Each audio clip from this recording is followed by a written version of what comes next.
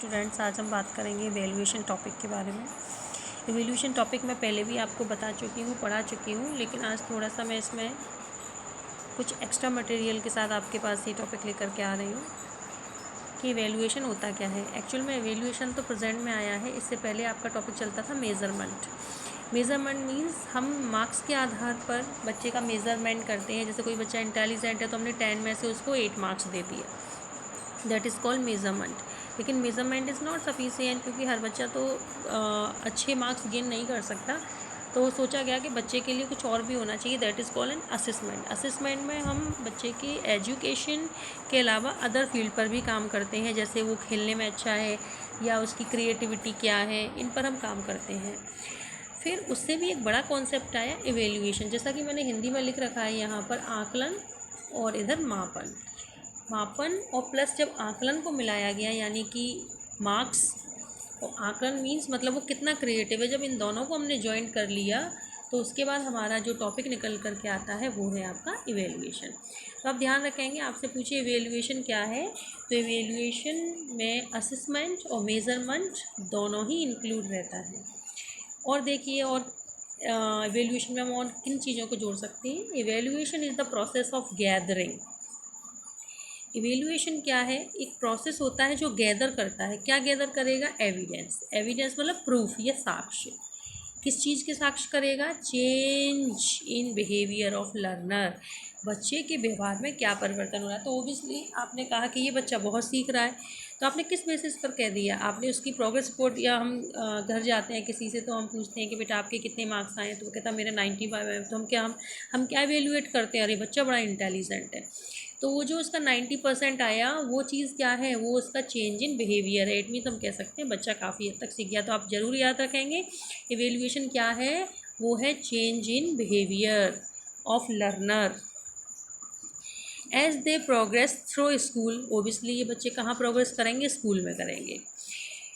ये जो इवेल्यूएशन जो था, ये किसके द्वारा इंट्रोड्यूस किया गया? बहुत ही इंपॉर्टेंट है, ये BS ब्लूम के द्वारा इसको इंट्रोड्यूस किया गया था। नेक्स्ट है आपका how much a child has succeeded in his aim can only be determined through evaluation. ये भी बात सही है कि कोई एक बच्चा कितना सफल हुआ है अपने उद्देश्यों में, ये भी हम केवल किससे पता लगा सकते हैं? ये भी केवल हम इवेल्यूएशन से ही पता लगा सकते हैं।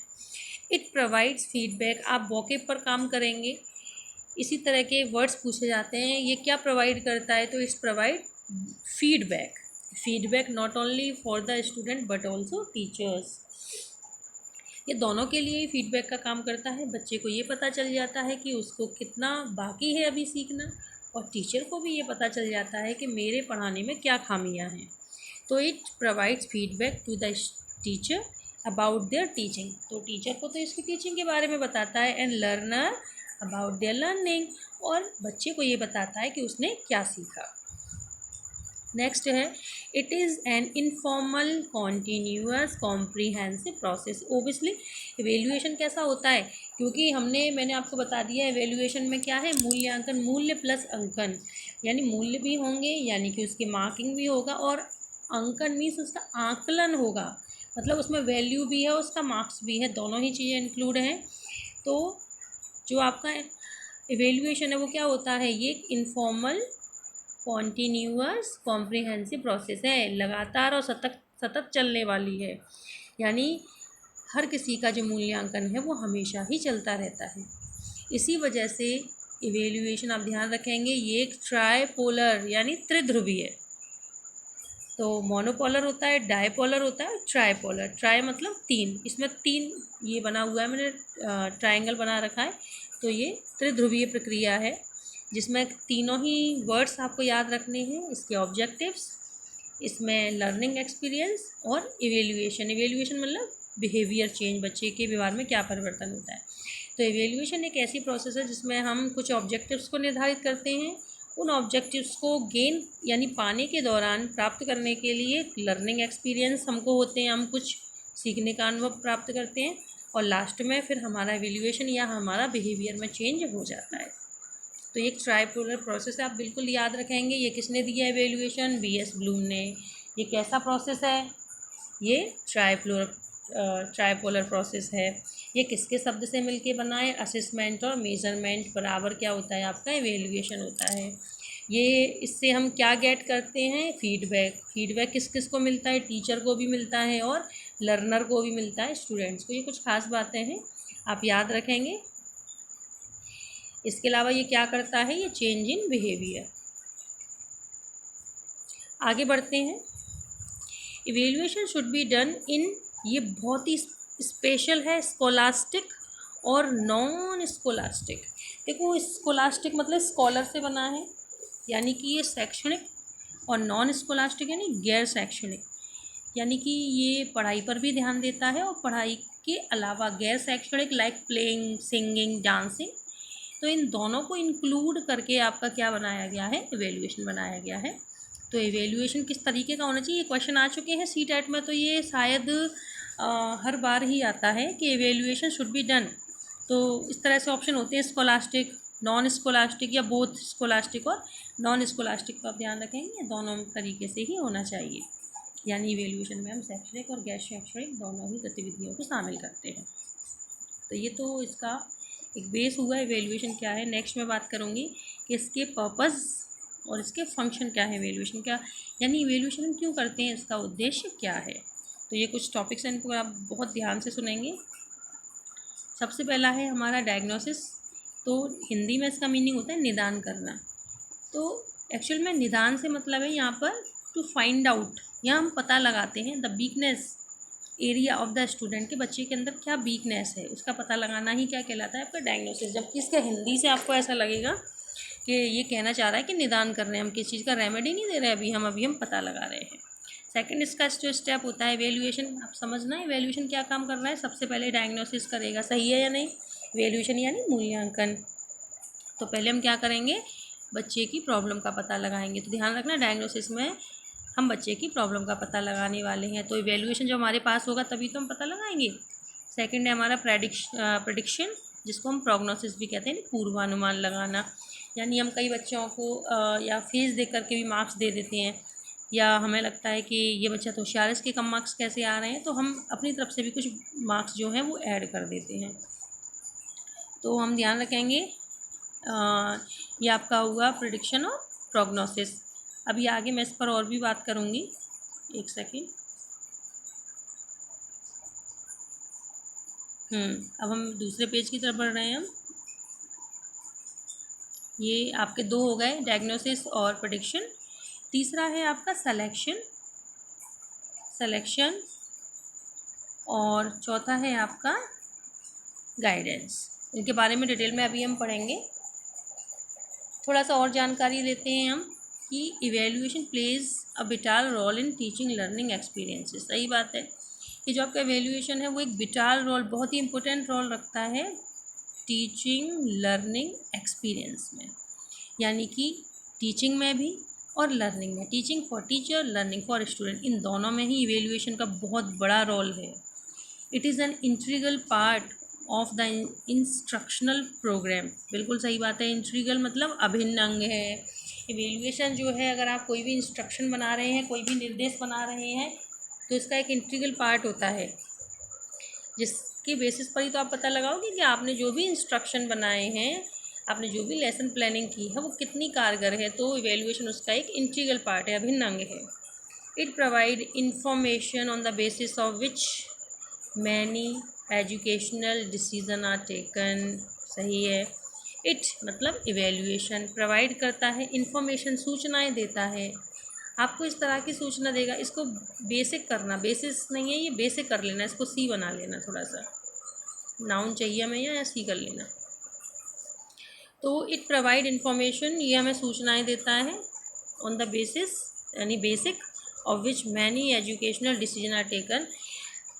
जो इवेल्युएशन है उसकी जब इंफॉर्मेशन हम तक पहुंचती है, उसी के आधार पर हम आगे शिक्षा में कुछ डिसीजन ले पाते हैं। इवेल्युएशन मतलब मैंने आपको बताया, बच्चे के 90 मार्क्स आए हैं तो उसी के बेसिस पर आप आगे चल के कुछ एजुकेशनल डिसीजन ले पाएंगे। ये तो नॉर्मल बातें हैं, हम सभी जानते हैं इवेल्युएशन के बारे में। अब मैं बात करूँगी कि इसके पर्पजेज़ क्या हैं। तो सबसे पहले बात करूँगी मैं डायग्नोसिस। डायग्नोसिस मीन्स या बहुत इम्पोर्टेंट है, आप वोकेब पर काम करेंगे, इसकी लैंग्वेज पर काम करेंगे। The identification of learner difficulty और weakness of pupil during instruction. तो आप ध्यान रखेंगे कि बच्चे मतलब जो डायग्नोसिस है वो आइडेंटिफाई करता है डिफ़िकल्टीज़ को, और वीकनेस जो होती है बच्चे के अंदर क्या है ये आप ध्यान रखना है, क्योंकि हिंदी में इसका मीनिंग है निदान करना। हम निदान नहीं कर रहे हैं, पहले हम फाइंड आउट कर रहे हैं बच्चे की प्रॉब्लम के बारे में। अच्छा, और क्या होता है डायग्नोसिस में? Evaluation help the teacher to design relevant remedial programme. इसके बाद पहले हमने बच्चे की वीकनेस पता कर लिया, हमें पता हो गया, हमें पता चल गया बच्चे को फ़ीवर है, तो फ़ीवर के अकॉर्डिंग हम बच्चे के लिए फिर तैयार करेंगे, डिज़ाइन करेंगे, हम एक रेलेवेंट रेमेडियल प्रोग्राम को हम बनाएंगे। तो आप ध्यान रखना, पहला स्टेप हमारा क्या है? आइडेंटिफाई करना है क्या प्रॉब्लम है, ठीक है। फिर हमने दूसरा स्टेप क्या लिया? टीचर ने डिज़ाइन कर लिया, उसके लिए कोई रेमेडियल प्रोग्राम या कोई दवाई तैयार कर ली, कोई रेमेडी। और डायग्नोसिस में और क्या आता है? One of the aim of evaluation is to diagnose the weak point in the school programme as well as weakness of the student. ये मैं आपको पहले ही बता चुकी हूँ, डायग्नोस में हम दोनों ही चीज़ों पर काम करेंगे।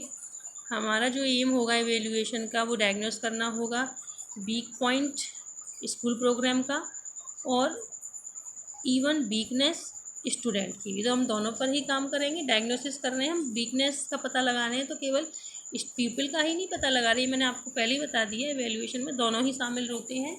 टीचर भी अपनी कमियों पर काम करता है और बच्चा भी काम करता है। It also help to test the efficiency of the teacher. देखो दोनों चीज़ें आ गई ना, एफिशिएंसी ऑफ द टीचर पर भी हम काम कर रहे हैं, यानी टीचर के अंदर कितनी एफिशिएंसी है, उधर हम बच्चे की वीकनेस पर भी काम कर रहे हैं, दोनों को लेकर के चल रहे हैं। तो ये होगा आपका डायग्नोसिस। नेक्स्ट है आपका प्रेडिक्शन यानी पूर्वानुमान लगाना किसी चीज़ का। तो पूर्वानुमान में हम क्या काम कर रहे हैं भाई? इसमें हम ये कर रहे हैं कि इवेल्युएशन जो है वो हेल्प करता है टू डिस्कवर पोटेंशियल एबिलिटीज़।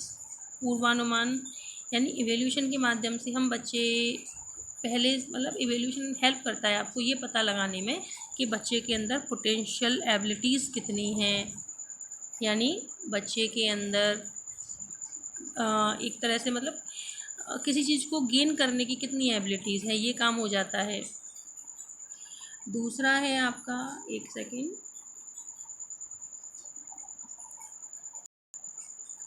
दूसरा है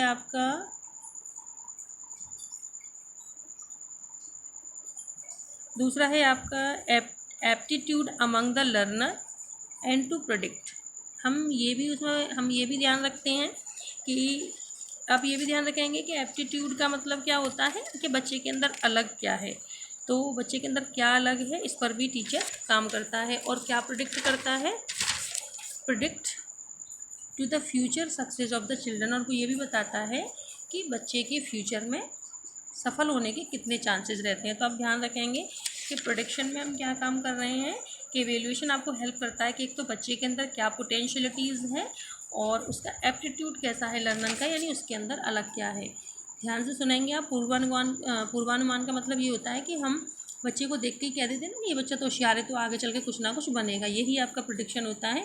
तो हम बच्चे का फ्यूचर सक्सेस पॉइंट भी बताते हैं। It also help the child in selecting the right elective। electives का मतलब है या सब्जेक्ट चॉइस। पूर्वानुमान का मतलब हो गया जैसे बच्चे के 10th में 90% आया, तो हम बच्चे से पूछ रहे हैं कि बेटा आपका इंटरेस्ट किस में है, उसने बोला मैथ्स में है। मैथ्स में हमने देखा उसके कितने मार्क्स हैं, मैथ्स में 99 है, तो ये हमने प्रेडिक्शन कर दिया, हमने फ्यूचर उसका डिसाइड कर दिया कि ये मैथ्स की लाइन में ही जाएगा। तो ये जो इट हेल्प्स कौन? इवेल्यूएशन हेल्प करता है बच्चे के इलेक्टिव्स यानी कि उसकी सब्जेक्ट चॉइस क्या होनी चाहिए। तो ओबियसली हम सब्जेक्ट वही लेते हैं जो कि हमारा 10th का बेस रहता है या 12th का बेस रहता है। तो ये चीज़ें क्या है, 10th और 12th का बेस, यही तो इवेल्यूएशन है। थर्ड पॉइंट आपका आता है ये सिलेक्शन है, ठीक है, ये एल सिलेक्शन। तो सिलेक्शन में हम क्या काम करते हैं? Evaluation help in selecting peoples for higher studies and to promote the next class. ये भी नॉर्मल बात है। इवेल्यूएशन का एक और उद्देश्य होता है, हम इवेल्यूएशन किस लिए करते हैं, जिससे हम सेलेक्ट कर सकें, हम प्यूपिल को सेलेक्ट कर सकें कि हमें उन्हें हायर स्टडीज़ में ले जाना है या हमें उनको प्रमोट करना है नेक्स्ट क्लास के लिए। तो ये भी आप ध्यान रखेंगे, इवेल्यूएशन क्या करता है, ये सिलेक्शन इसका पार्ट है। सिलेक्शन में हम क्या चीज़ सेलेक्ट करते हैं, हायर क्लास में जाने के लिए बच्चों को या उनको प्रमोट करने के लिए नेक्स्ट क्लास में। नेक्स्ट है आपका इवेल्यूएशन का और क्या पर्पज़ है। इवेल्यूएशन एक गाइडलाइन है, हमें गाइडेंस देता है। It help the student in making decision about courses and the carriers. Evaluation के आधार पर ही बच्चा सही कोर्स और सही कैरियर तक पहुंच पाता है, जो मैं अभी आपको बता ही रही थी। ये मिलते जुलते ही हैं, बच्चे को ये गाइड करता है। बच्चा अगर इंग्लिश में इंटेलिजेंट है, इंग्लिश उसको अच्छी लगती है, इंग्लिश में उसके अच्छे मार्क्स आए हैं, तो हम उसको उसी टाइप का कोर्स भी दिलाते हैं और उसका करियर भी हम उसी में ही लेकर के जाते हैं। तो आप ध्यान रखना, इसके पॉइंट्स हैं। वो आपसे पूछेगा कि इवेल्यूएशन के पर्पज़ में कौन शामिल नहीं है, तो गाइडेंस है आपका, सिलेक्शन है, प्रेडिक्शन है, और वो कुछ अलग सा दे देगा जो कि नहीं होगा। It enable the learners to know his pace of learning. Evaluation ही तो अनेबल बनाता है लर्नर बच्चे को कि वो जान सके, पेस मतलब अपनी गति को, लर्निंग सीखने की, और लैप्सेस भी यानी अपनी कमियों को जानना इन हिज लर्निंग के दौरान। तो इवेल्यूएशन से बच्चे को ये भी पता चल जाता है कि एक तो उसकी लर्निंग पेस में क्या प्रॉब्लम है, यानी कि उसकी चाल कैसी है सीखने की, और क्या उसमें लैप्सेस हैं यानी क्या उसमें कमियाँ हैं। It also help the teacher to know the children in detail. जो इवेल्यूएशन है ये हेल्प करता है टीचर की ये जानने में कि उसका जो चिल्ड्रन है डिटेल मतलब उसके बारे में डिटेल से जानने में हेल्प करता है। कौन? Evaluation. And to provide necessary educational, vocational and personal guidance. और इवेल्यूएशन के आधार पर ही तो टीचर क्या कर पाता है, बच्चे को एजुकेशनल या वोकेशनल या पर्सनल गाइडेंस कर पाता है। हम आगे बढ़ रहे हैं, तो ये तो थे इसके पर्पसेस। अब ये आप जैसा कि आप जानते हो कि आपका जो ये इवेल्यूएशन है इसके कुछ टाइप्स भी हैं, तो हम थोड़ा सा टाइप्स के बारे में बात करेंगे। एक सेकेंड। तो मैंने अभी आप स्टार्टिंग में भी बताया था कि जो आपका इवेल्यूएशन है वो डायरेक्ट इवेल्यूएशन नहीं था, पहले मेज़रमेंट था, मेज़रमेंट में असेसमेंट जोड़ा गया, और जब इन दोनों को प्लस कर दिया गया तब आपका क्या बन के निकला है, तो आपका इवेल्यूएशन बना है। अब आप बहुत ध्यान से देखेंगे कि ये जो आपका असेसमेंट है, असेसमेंट इसको मैंने टू पार्ट्स में यानी इसको हमने टू पार्ट्स में डिवाइड किया है। एक है आपका फॉर्मेटिव, एक है आपका समेटिव। तो तभी तो हम कहते हैं ना FA1 और SA1, क्योंकि इनके साथ जो वर्ड लगा हुआ है वो है आपका फॉर्मेटिव असेसमेंट और आपका समेटिव असेसमेंट। बात करेंगे फॉर्मेटिव असेसमेंट क्या होता है। तो आपको पता है फॉर्मेटिव, आप एक ही वर्ड याद रखेंगे, फॉर्मेटिव ड्यूरिंग द क्लास या ड्यूरेशन। आप एक ही वर्ड याद रखो, ड्यूरिंग। ड्यूरिंग मतलब के दौरान। और समेटिव में क्या चीज़ निकल के आ रही है आपकी, सम का मतलब क्या हो गया, योग का मतलब सम यानी कोई चीज़, सम मतलब योग यानी टोटल कब निकल के आता है, लास्ट में। तो ये तो हमेशा एंड होगा, और ये होगा ड्यूरिंग यानी के दौरान। तो देखते हैं थोड़ा सा इनके बारे में। Formative assessment, FA is used to monitor the learning process of the student during the period of learning. आपसे यही पूछेगा कि फॉर्मेटिव असेसमेंट इज़, तो during the period of learning, at the end of the learning, इस type से कुछ option होंगे। तो आप ध्यान रखेंगे इस वर्ड को, ड्यूरिंग। तो during the period of learning यानी कि सीखने के दौरान लिया जाता है आपका। जैसे कि मैं आपको पढ़ा रही हूँ, क्लास चल रही है, और क्लास चलने के दौरान मैंने आपसे कुछ क्वेश्चन पूछ लिए, that is called during period of learning. लेकिन आपका रीट का एग्ज़ाम मान लीजिए 2 सितंबर को आ गया, उसके बाद जो आपका एग्ज़ाम निकल कर के आया तो वो होगा आपका एक्चुअल में एंड, आपका वो एंड का होगा, तो वो होगा आपका समेटिव। तो फॉर्मेटिव के बारे में ही बात करूँगी अभी। फॉर्मेटिव असेसमेंट क्या होता है, during the period of learning. It main objective is to provide continuous feedback. ये बहुत इंपॉर्टेंट है। अगर आपको कॉन्टीन्यूअस फीडबैक चाहिए तो वो आपको सिर्फ फॉर्मेटिव में मिलेगा, क्योंकि समेटिव में नहीं मिल सकता, वो तो लास्ट में आएगा। तो फॉर्मेटिव असेसमेंट तो वो आपसे पूछेगा कि जो प्रोवाइड करता है कॉन्टीन्यूअस फीडबैक, तो वो क्या है आपका formative assessment. Provide continuous feedback, और ये दोनों के लिए ही होता है, टीचर के लिए भी और स्टूडेंट्स के लिए भी। Concerning learning success and failure while instruction is in.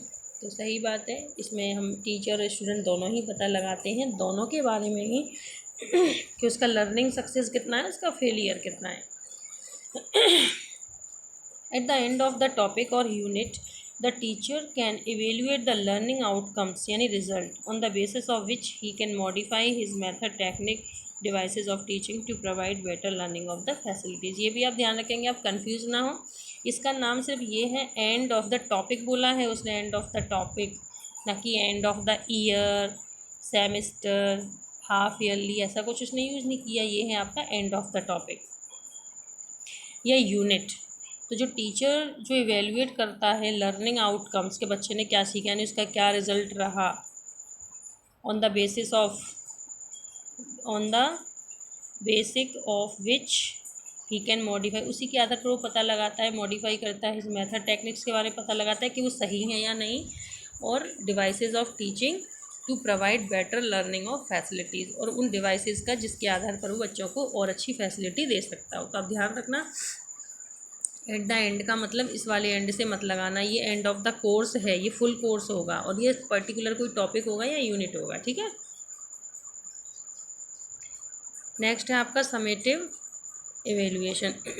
ये क्या होता है, एंड ऑफ द कोर्स। तो आप समझ जाइए कोर्स का अंत कब होगा, जब साल का अंत हो जाएगा। तो ये वर्ड आप ज़रूर पकड़ के रखेंगे। तो summative evaluation is done at the end of the courses instruction to know to what extent the objectives previously fixed have been accomplished, in other words। तो आप ध्यान रखेंगे, इसमें ये पता लगाया जाता है कि जो प्रीवियसली हमने जो कुछ ऑब्जेक्टिव्स डिसाइड किए थे, उनको जो हमने फिक्स किए थे उनको एकम्पलिश्ड कर भी लिया गया है या नहीं। It is the evaluation of प्यूपिल achievement of the course, ये भी आप ध्यान रखेंगे। It is the evaluation, actual में ये एवेल्यूएशन है ऑफ द प्यूपिल का, उसके अचीवमेंट का, eight the end of the course. तो बार बार वही बातें रिपीट हो रही हैं, अचीवमेंट, लेकिन कब, कोर्स के अंत में। ये कोर्स का अंत का मतलब साल का अंत हो गया, क्योंकि इसका नाम ही क्या है, समेटिव का मतलब होता है योगात्मक। योग कब निकल के आता है, लास्ट में। तो साल के अंत में जो टेस्ट लिया जाएगा वो होगा आपका समेटिव, और ड्यूरिंग द क्लास होगा वो होगा formative. The main aim of the summative assessment is to assign grade. सही बात है, आप ग्रेडिंग सिस्टम कब दोगे, आप ही बताओ। आप किसी बच्चे को ग्रेड तब दोगे जब उसका पूरा साल हो जाएगा, उसको आप जान लोगे अच्छे से। तो ये समेटिव में ही ग्रेडिंग सिस्टम आपका समेटिव में ही हो सकता है। इट इज़ टर्मिनल, देखो टर्मिनल मतलब अंत, टर्मिनल इन नेचर। तो सही बात है, समेटिव असेसमेंट हमारा कैसा होता है, कि टर्मिनल होता है नेचर में, as it comes at the end of courses of the instruction. क्योंकि ओबियसली ये टर्मिनल होता है नेचर में, मतलब अंत में आता है, क्योंकि it comes at the end of the courses, क्योंकि जब ये कोर्सेज का जो इंस्ट्रक्शन है जब उसका वो ख़त्म हो जाता है, तो ये भी अपने आप में क्या कहलाता है, terminal. It can not be based on teachers observation, ये भी आप ध्यान रखना, ये टीचर के ऑब्जर्वेशन पर आधारित नहीं होता। टीचर का ऑब्जर्वेशन तो सिर्फ आपको क्लास में मिल सकता है। तो आप ध्यान रखेंगे, टीचर मतलब इट यानी evaluation can not be based on the teacher observation. तो वो कौन सा है आपका समेटिव, आपका टीचर पर बेस्ड नहीं होता। इट मीन्स कौन होगा, फॉर्मेटिव होगा। तो ये आपका मैंने कुछ जानकारी आपको पहले भी मैं आपको इवेल्यूएशन पढ़ा चुकी हूँ, और मैंने थोड़ा कुछ एक्स्ट्रा मटेरियल इसमें ऐड किया है। समय समय पर मैं इसी तरीके से कुछ ना कुछ मैटर आपको प्रोवाइड कराती रहूँगी। ये टॉपिक हो गया आपका इवेल्यूएशन। अभी इसमें कुछ और भी चीज़ें हैं जो मैं अभी आपको नेक्स्ट वीडियो बनाऊंगी तब उसमें भेजूंगी, लेकिन उससे पहले आप ये भी याद रखेंगे कि इससे रिलेटेड मैं आपसे कुछ क्वेश्चन पूछूंगी, तो आप उन क्वेश्चंस के लिए तैयार रहें। आज इसको पढ़ना अच्छे से, क्वेश्चन मैं आपको कल प्रोवाइड कराऊंगी और आपको उन क्वेश्चंस के जवाब देने में जवाब नहीं दूंगी इस पीडीएफ में, जवाब आपके बाद में आएंगे। तो आप अच्छे से पहले इसको पढ़ लीजिए, फिर क्वेश्चन सॉल्व करने के लिए तैयार रहना। Okay, good night.